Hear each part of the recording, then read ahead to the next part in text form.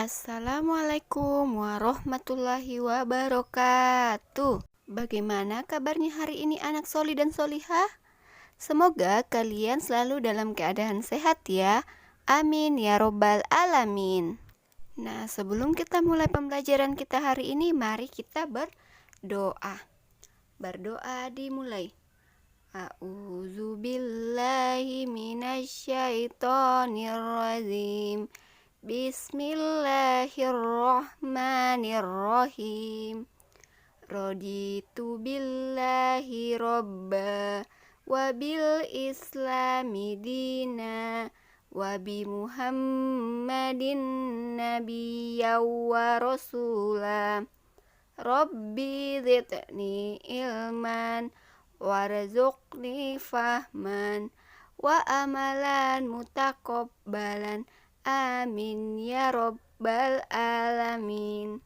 Hari ini kita akan belajar hiasan dari bahan buatan tema 4 hidup bersih dan sehat, sub tema 4 hidup bersih dan sehat di tempat umum, kelas 2 muatan pelajaran SBDP.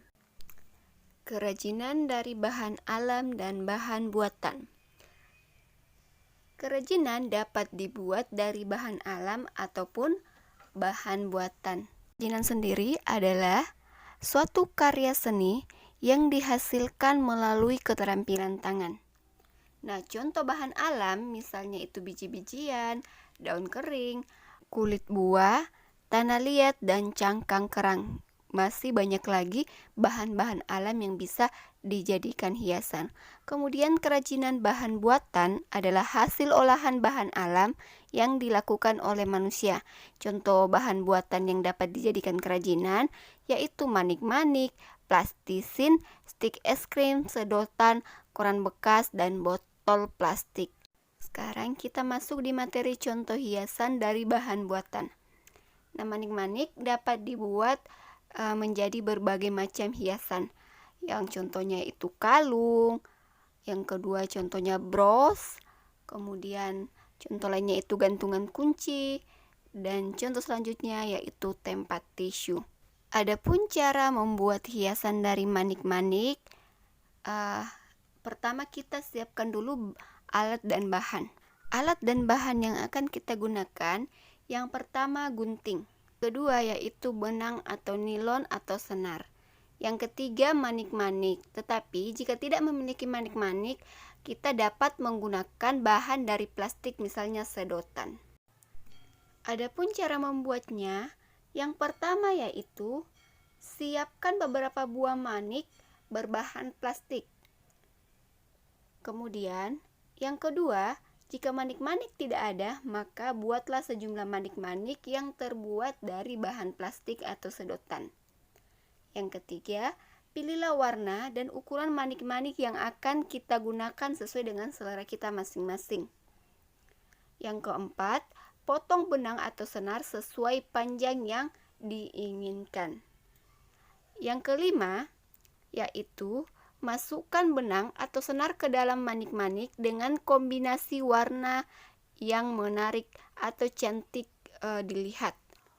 Kemudian langkah keenam yaitu ikatlah ujung benang atau senar setelah semuanya terisi penuh agar manik-maniknya tidak keluar dari benang. Kemudian yang ketujuh, kalung atau genang telah siap dipakai atau digunakan. Selanjutnya yaitu hiasan dari sabun batang. Sabun batang dapat dibuat menjadi hiasan. Sabun batang yang berbentuk balok dengan menggunakan teknik pahat ukir bisa dibentuk menyerupai berbagai macam hiasan. Contohnya yaitu bentuk bunga, bentuk boneka, selanjutnya bentuk ikan, bisa berbentuk kura-kura ataupun berbentuk mobil. Jadi itulah hiasan yang terbuat dari sabun batang. Dan masih banyak lagi bentuk-bentuk hiasan lain yang dapat kita hasilkan dari sabun batangan. Cara membuat hiasan dari sabun batangan, pertama kita siapkan dulu alat dan bahan. Alat dan bahan yang akan kita gunakan, yang pertama pensil, kedua pahat ukir atau pisau, dan ketiga sabun. Setelah kita menyiapkan alat dan bahan, maka kita membuat. Cara membuatnya yaitu sediakan sabun batangan terlebih dahulu.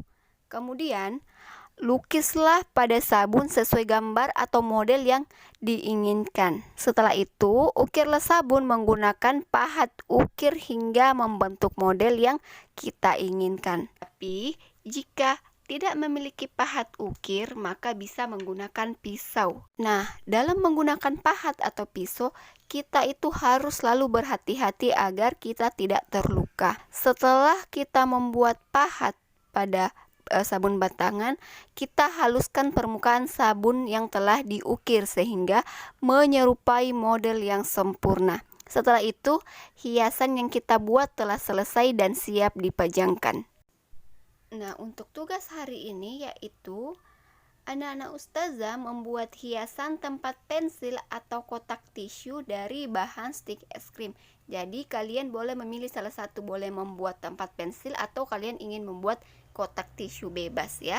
Sekian untuk materi kita hari ini. Semoga anak-anak ustazah dapat memahami apa yang ustazah jelaskan. Jika ada yang tidak dipahami, boleh langsung ditanyakan ke ustazah. Ustazah mengingatkan kepada anak ustazah agar selalu berbuat baik dimanapun berada, sholat 5 waktu dan taat kepada orang tua. Ustazah akhiri dengan kita membaca hamdalah alhamdulillahirabbil alamin. Wassalamualaikum warahmatullahi wabarakatuh.